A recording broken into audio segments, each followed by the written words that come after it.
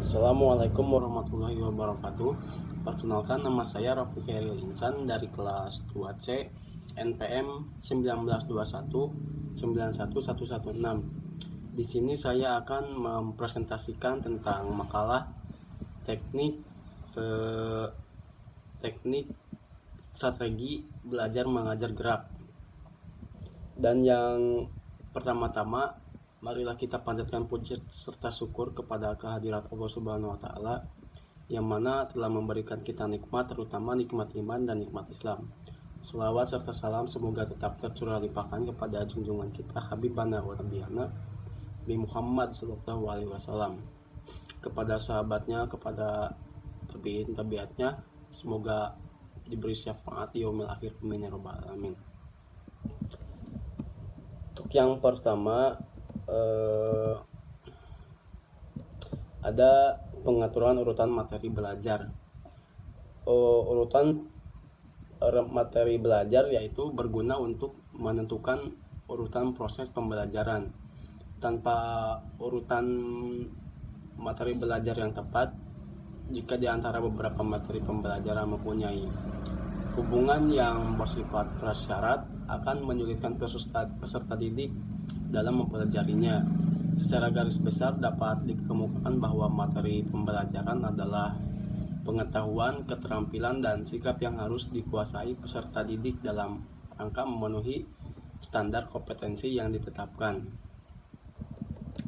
Urutan materi belajar bisa dibagi menjadi dua, yaitu ada model pendekatan prosedural dan model pendekatan hierarkis. Peserta didik akan mengalami kesulitan mempelajari pengurangan jika materi penjumlahan belum dipelajari. Peserta didik akan mengalami kesulitan melakukan pembagian jika materi perkalian belum dipelajari. Materi pembelajaran yang sudah ditentukan ruang lingkup serta kedalamannya dapat diurutkan melalui dua pendekatan pokok, yaitu seperti tadi, yaitu ada pendekatan prosedural dan pendekatan hierarkis. Pendekatan prosedural yaitu urutan materi pembelajaran secara prosedur, yaitu seperti menggambarkan langkah-langkah secara urut sesuai dengan langkah-langkah melaksanakan suatu tugas. Terus kemudian pendekatan hierarkis yaitu urutan pembelajaran secara hierarkis, seperti menggambarkan urutan yang bersifat berjenjang dari bawah ke atas atau dari atas ke bawah, dan materi sebelumnya harus dipelajari dahulu sebagai prasyarat untuk mempelajari materi berikutnya. Kemudian lanjut ke materi pengaturan waktu latihan. Pengaturan memiliki arti dalam kelas nomina atau kata benda, sehingga pengaturan dapat menyatakan nama dari seseorang, tempat, atau semua benda dan segala yang dibendakan. Sedangkan waktu latihan adalah jumlah waktu secara keseluruhan dalam sesi latihan, mulai dari pembukaan sampai dengan penutup. Direkomendasikan untuk orang dewasa setidaknya berolahraga sekitar 150 menit dari semenit dengan intensitas moderat sedang per minggu dan 2 hari per minggu. Latihan otot itu setara dengan sekitar 20 menit per hari, 7 hari seminggu. Untuk cara mengatur waktu latihannya yaitu yang pertama, yang ke-1, jadwal olahraga yang fleksibel membagi waktu latihan Anda agar lebih sesuai jadwal harian. Yang kedua, masukkan olahraga dalam jadwal harian Anda. Harus merencanakan olahraga setiap hari, seperti menjadwalkan meeting, mengantarkan anak sekolah, dan janji makan siang dengan rekan bisnis, seperti itu. Terus yang ketiga, memiliki rencana cadangan, siapkan alternatif latihan jika ada hal yang tak terduga. Misal cuaca memaksa dan Anda untuk melewati waktu lari pagi keliling kompleks, dan bisa menggantinya dengan push up atau memutar video senam dan mengikuti gerakannya. Yang keempat, ada ubah cara berpikir Anda.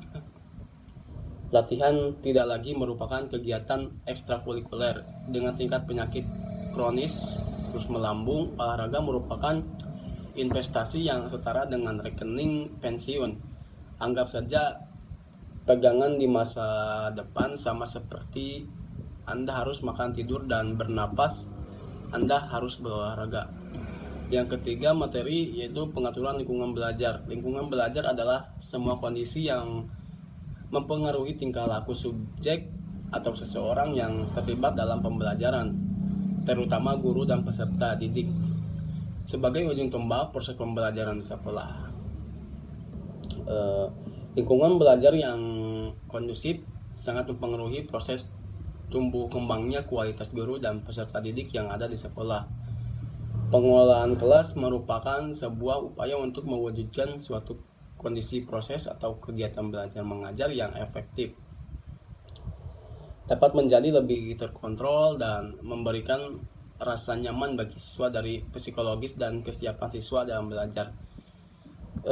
Memiliki dua fungsi dalam lingkungan belajar, yaitu diantaranya mempersiapkan lingkungan fisik yang aman, nyaman, menarik, dan didesain sesuai dengan perencanaan sehingga mendorong anak untuk mengoptimalkan perkembangannya. Yang kedua, mendukung anak untuk mandiri, bersosialisasi, dan menyelesaikan masalah. Dalam keberhasilan belajar, lingkungan merupakan salah satu faktor penunjang.